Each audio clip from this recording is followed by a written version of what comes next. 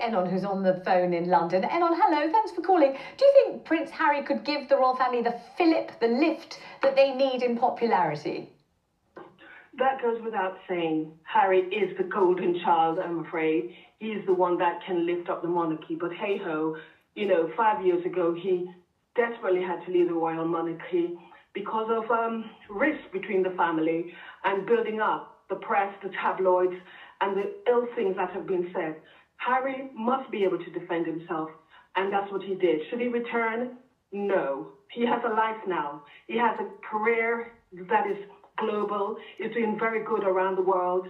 He has a wife and children. What must he do? Leave them? Well, no, why can't they come with him? They're a family. The security issue, my dear. The security issue. He is still royal blood. He is still a son, and he should get that security. That's the least he could do. He gave his life to the military. He served his country, and that was rudely and disrespectfully taken from him.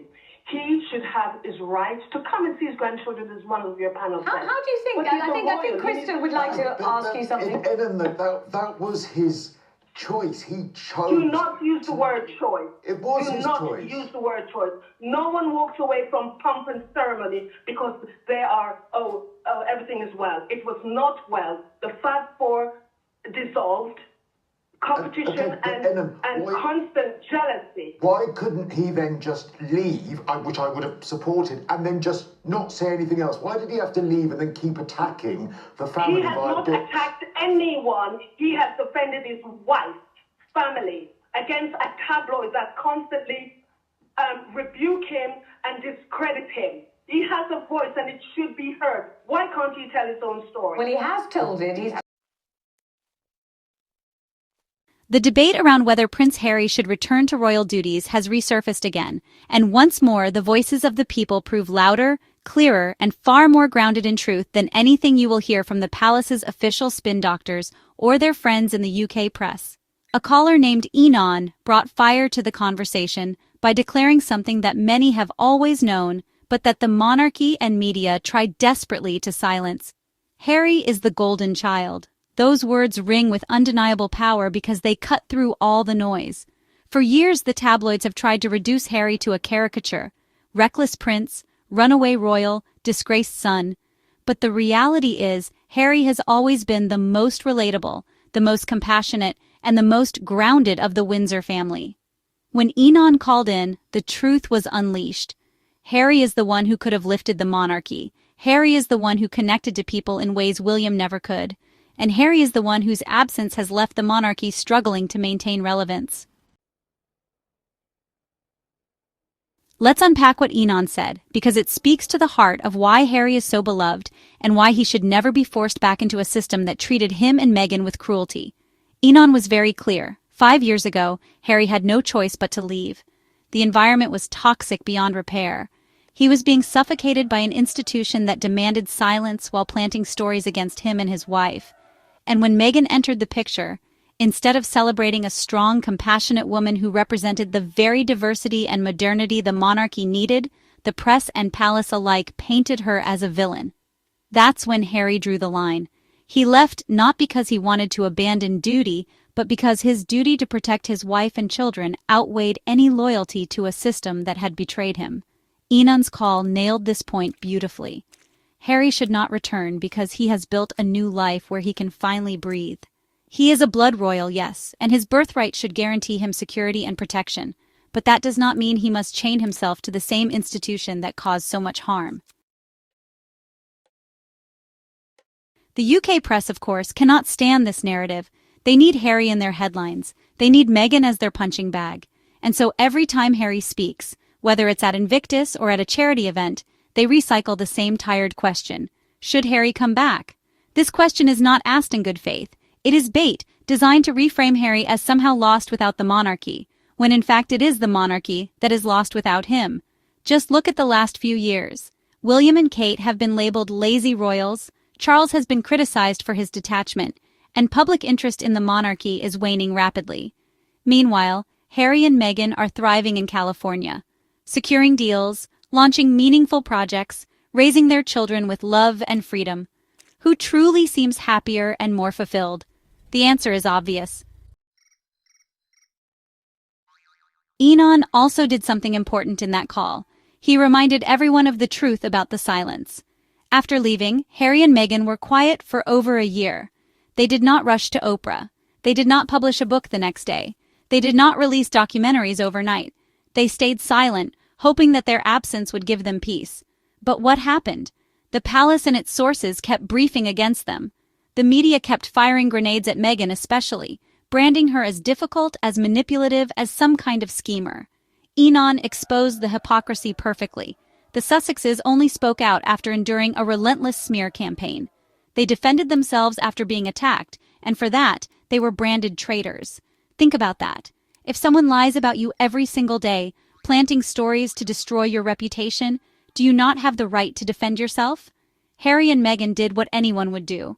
They told their side, and the truth terrified the establishment.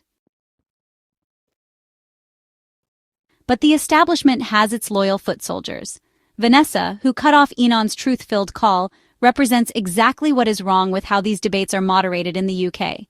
Instead of letting callers express their perspectives, the hosts rushed to protect the monarchy. Vanessa scrambled, rambled, and eventually silenced the voice of truth because it did not fit the approved narrative. That is censorship, plain and simple. And it is the same pattern we see across the British media. When the truth about Harry and Meghan becomes too loud to ignore, they cut the mic, change the subject, or dismiss it as irrelevant. Why? Because deep down, they know Harry exposes the monarchy's fragility.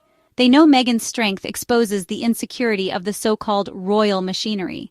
And they know that the people, ordinary citizens who actually care about humanity, are siding more and more with the Sussexes. Let us be absolutely clear here. The monarchy had its golden opportunity to embrace Harry and Meghan. Together, they could have modernized the institution, connected to younger generations, and even softened centuries of colonial baggage by embracing a mixed-race duchess who represented a more inclusive Britain. But instead of grasping that chance, the palace chose to protect the status quo, to shelter William and Kate from scrutiny, and to sacrifice Harry and Meghan to the wolves of the press. That is why Enon's statement, "Harry is the golden child," lands so hard, because it is true. He was the monarchy's best hope, and they squandered it out of jealousy, fear, and racism. Now let's address this idea of whether Harry should return. The answer is a resounding no. Harry does not need the monarchy. He is thriving without it. His work with Invictus has touched lives globally. His philanthropy continues, and his ability to connect with people on a human level remains unmatched. Returning would mean resubmitting himself to an institution that demanded his silence while destroying his family. It would mean stepping back into a toxic environment where William's envy and Charles's detachment overshadowed every effort he made. Why would anyone willingly walk back into that? Enon was right. Harry has a life now. He has Meghan. He has Archie and Lilibet. He has peace. That is worth more than all the royal duties in the world. And still, there's another layer here. Security. Harry has been very vocal about the dangers his family faces. As a blood royal, as the son of the king, he deserves proper protection. And yet, the United Kingdom government and the palace stripped that away as a punishment for leaving. This is not only cruel, but dangerous. We live in a world where threats are real, and the idea that Harry, Meghan, and their children should be left vulnerable is, honestly, just disgraceful. Enon highlighted this perfectly. Regardless of whether Harry returns, he should have security. That is non-negotiable. The monarchy cannot wash its hands of him when it suits them, then turn around and exploit his name when they need to distract from their failures. At the end of the day, what Enon's call represents is the voice of the people breaking through the media's filter.